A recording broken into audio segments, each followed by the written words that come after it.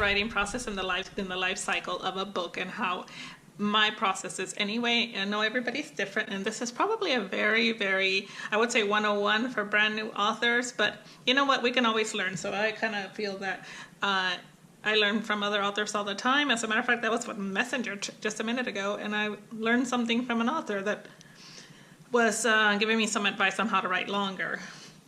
So let's start off by talking about the life cycle of a book. And this is very informative, I think, for people that don't write, that want to know what it takes to put out a book and how long the process is. Okay, the first thing, of course, is writing the actual book. Now, some authors that are plotters, they will write out an outline for their book. And then once their outline is done, and that could take up to a week, I don't know, I'm not a plotter, but I would say, you know, it might be a day, it might be a week, I don't know. So you plot out your book. In my case, I'm at what's called a pantster, which means I have a general idea of where the story starts and where it's going to end up. So I start writing and let the characters kind of guide my book, my story. Once I'm done with my first draft, which depends on the length of a book. If it's a longer book, then it can take up to 5 to 6 weeks. If it's a shorter book, it could be between 3 and 4 weeks. So once the book is written, then I go back over it, read it, and do rewrites. I would say, for the most part, we're talking about 2 months here, 2.5. Once the first draft is done and rewritten, and I'm satisfied, do a spell check, then I send it out to what I call my beta readers. The beta readers then will go through it, read it, and send me back and let me know if there are any mistakes whatsoever in the books. So after I get it back from them, and there's usually mistakes, I'm a very dirty writer. I don't write clean. I make a lot of typos, and I turn things around. So I get those back from them, and guess what I do? Sit back and rewrite the story all over again. Go through each chapter, and as I'm reading it, I'll make whatever changes they have suggested, along with any changes that I think need to be made at that point. Okay, so I've been through the book 1, 2, 3 times again. So then what I do at this point, because I'm starting to see what I think is there and could possibly not be there, is I listen to it. There's this option in Microsoft Word, and I don't know what it is on most computers, but I think in the Macs is option F4 or something like that, and it lets you listen to the book. You highlight where you wanted to read. I do 1 chapter at a time and listen to it. Then I'm satisfied. Okay, good. It sounds good. At this point, I usually is when I order the cover. And as far as covers go, I usually have some idea. By then, I know the color of the hair of the heroine. Sometimes in advance, I know this, what the hero's going to look like, what kind of cover I want, depending on what the book is. And then I will let my cover artist know if it's part of a series, and I want the series to be included in the book cover. If it is this one is a volume 1. So that kind of thing. How I want my name, you know, each series will have its own look. For example, the Brides for All Seasons, they all belong together because the series is made the same way. And the same is for this Laurel Creek series. I already have the covers for the next 2 books. And it has the same fonts, so they all look the same. If you have a good cover artist, they know how to make it so that all the books, let me move these out of the way, so that all the books look and feel as if they are part of a series, while each one being totally different. As you can see in this series, all the titles are in the same font and done the same way. And then my name is done in the same font, and then the series name is done the same. But the background and the coloring and the heroine and all that is different. So that's why it is super, super, super important to have a professional cover artist. Yes, they are not cheap, but they know how to make this work so that everything is cohesive, it looks better, and it will sell better. Okay, once you have your cover done, then it is time to send. Well, not once you have your cover done, but while you're doing this process, your editor, my manuscript has gone to my editor, and he or she, depending on, I have one editor that does my contemporaries and a different editor that does my historicals. So once my editors are going through the manuscript, at this time, then I can either be writing the next book, which is usually what I'm doing, writing whatever's next on my queue. I don't stop writing. I write every day except for Sundays.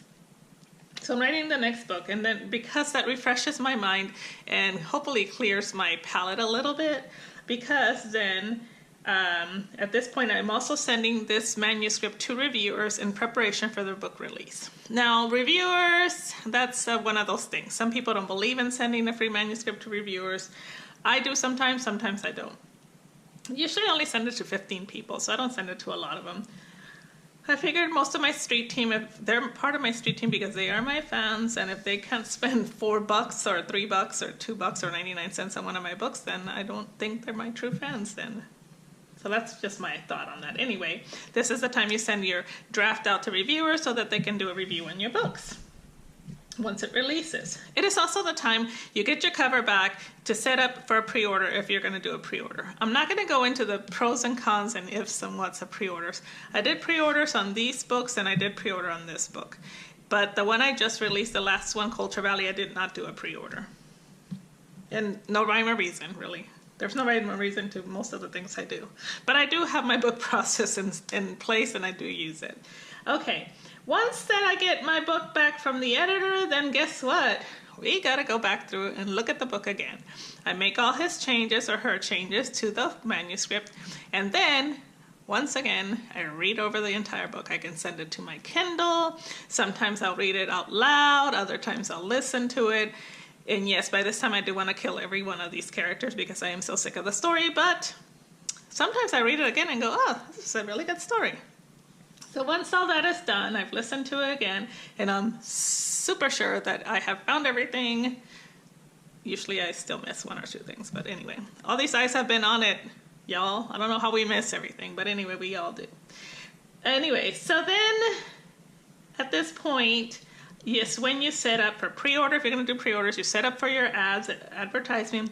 Important to get your street team on board, let them know when release day is coming. Do a countdown if you want to get the excitement going. I will say one thing, though, that I did forget to mention. When you set your book up for pre-order, don't do it until you have a link. It's a waste of time to show a cover and say, cover reveal, look how pretty this cover is, when you could be getting a few sales because you've attached the link. So have a blurb and a link when you do a cover reveal. Lesson learned the rough way. Okay, so like I said, you set up your ads, you ask your street team to be ready, prepared to share, you've provided everybody with links, with blurbs for Twitter, for Instagram, for Facebook, whatever else you use. Ask other authors to share. If you should belong, try to find an author co-op so that you guys can share each other's books. And then release day comes and ta-ta-ta, the book cycle is complete. I'm not going to go into pricing, but I will say releasing a book can cost anywhere from, I don't know, $1,000 to $2,000. So it's not a cheap thing. So you don't want to just rush through all this and invest all this money and then, you know, not make your money back. So you want to make sure that you provide the best product ever. So let me tell you some of the mistakes, because we all make them and I learned from them.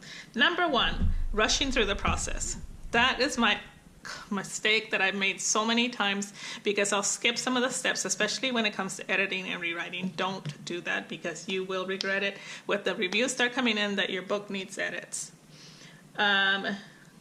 One of my brides, the very first one, I kind of rushed through it, and I have some reviews in the very beginning. I went back and fixed everything, make sure my edits were clean and everything. But by then, that review was already up saying, wow, this book needs editing, because I missed a few things because I didn't listen to it the last time.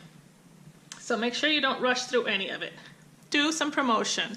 Yeah, sometimes you have a book that's already been released before you're re-releasing and you just want to put it up, so you don't do a lot of promotion. That's understandable. I've done that before. But for a brand new release, promote it. Do a few ads. There's some ads that don't cost hardly anything that have potential reach. Boost your ads, do a Facebook ad, you know, anything. Just get some advertisement out there for your product. And don't be afraid to ask people to help you share it or brainstorm some creative ideas on how to get the book out. Also, use a professional editor.